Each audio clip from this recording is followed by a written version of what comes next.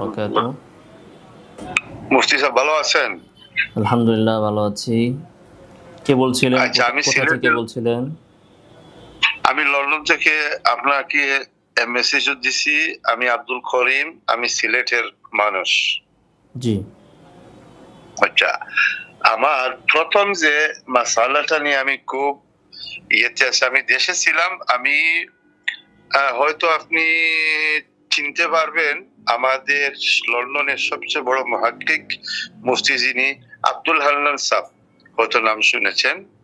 ওনাকেও জিজ্ঞাসা করছি, যেমন আমি শর্ট করে বলি, বাংলাদেশে যে সমস্ত মহিলারা স্বামীকে এককভাবে একতরফাভাবে যে তালাক প্রদান করে, এটা দুই প্রকারে করে। ইউনিয়নের মাধ্যমে হিনটা তালাকনামা ইস্যু হয়, তো আরেকটা করে কোর্টের মাধ্যমে। এই সর্বি বিধান মোতাবেক বাংলাদেশে এই যে সিস্টেমে মেয়েরা তালাক দেয়, এতে কি তালাক পতিত হয় কি না? কথা শেষ তো, তাই না? জি জি জি, আমি হয়তো বুঝাইতে পারছি আপনার। জি, বুঝতে পেরেছি আপনার কথা। শরীয়ত মহিলা যদি প্রয়োজনে তালাক এর জরুরত মনে করে, তাহলে শরীয়ত একটা পথ খোলা রেখেছে, সেটা হচ্ছে তাফরিজে তালাক। মৌলিকভাবে তালাক হচ্ছে এটা স্বামীর অধিকার, মহিলা জি, তালাক দিতে পারে না। তবে স্বামী যদি মহিলাকে তালাক প্রদানের ক্ষমতা প্রদান করে, তাহলে মহিলা নিজের উপর তালাক নিতে পারে। আমি কথা বলি, আপনার তো শুনলাম, আমি বলতেছি ভাই, আমার কথা শুনেন। স্বামী যদি, আমি একটু ইন্টারাপ্ট করি ওইখানে, আমি একটু ইন্টারাপ্ট করি, প্লিজ মাইন্ড করবেন না। বাংলাদেশে মুসলিম পারিবারিক আইনে যে ভাই আমি সমস্ত বিয়ে বলতেছি, হয়, আপনার দুনিয়ার সমস্ত আইন আমি বলতেছি, তো আপনি শুনেন না কথা?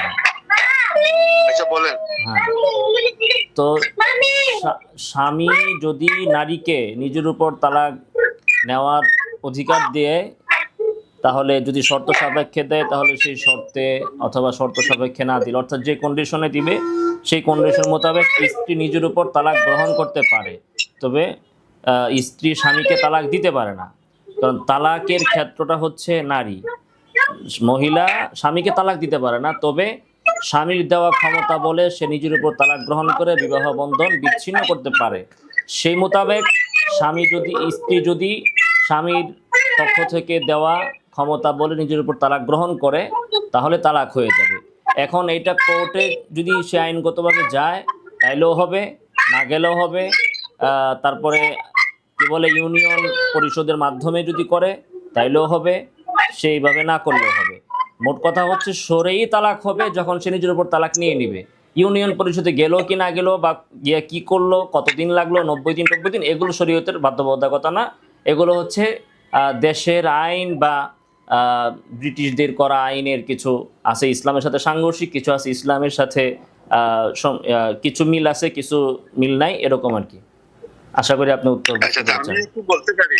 না, আমার বুঝ হয় নাই, আমি বলতে পারি এখন একটু। বলেন। বাংলাদেশে বাংলাদেশে যেটা এখনো চলমান মুসলিম পারিবারিক আইন, ওইটা তো আইয়ুব খান 1962 সালে করছে।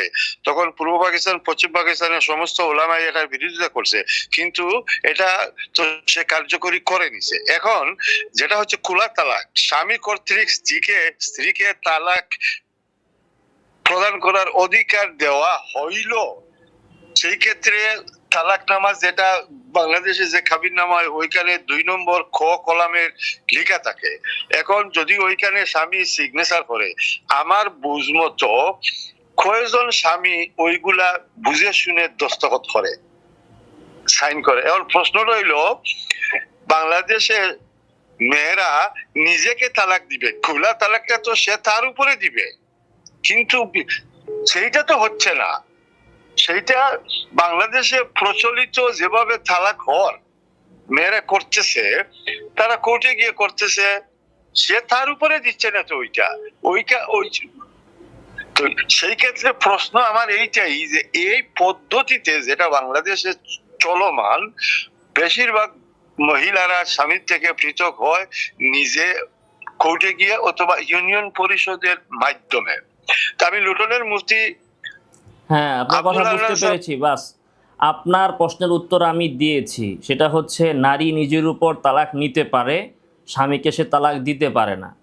আপনি বারবার আবার ওই প্রশ্নে উঠাইলেন যে মহিলারা স্বামীকে তালাক দেয়। আমি বলছি স্বামীকে তালাক দিবে না, দিতে পারবে না, নিজের উপর সে নিতে পারবে।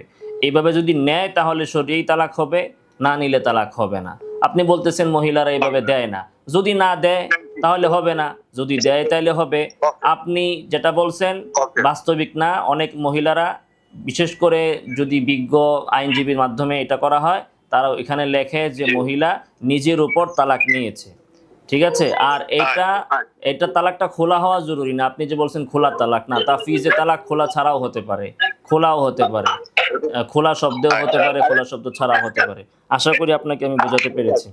জি, জি জি, আসসালামু আলহামদুলিল্লাহ। আলাইকুম। আর দ্বিতীয় প্রশ্নটা হচ্ছে, দ্বিতীয় আরেকটা প্রশ্ন আছে আমার, আপনি যাবেন না প্লিজ? ভাই, আপনি যখন কথা বলতেছেন আপনাদের লন্ডন থেকে আরেক লোক বারবার ফোন দিচ্ছে, একটু দ্রুত বলেন।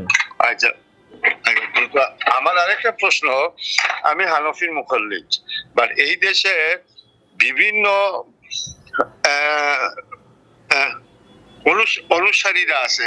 যেমন আমার পাশেই একটা সোমালিয়ান কমিউনিটির মসজিদ, একদম পাশে, আমি ওইখানেই মূলত নামাজটা আদায় করি। এখন ওই যে যে সমস্ত মোজা আছে কাপড়ের, এই সমস্ত মোজার উপরে ওরা মাসেহ করে। তো এই সমস্ত মোজার উপরে মাসেহ করা ইমামের পিছনে কি আমার ইক্তেদা কি সঠিক হবে? এক, এই একটা প্রশ্ন।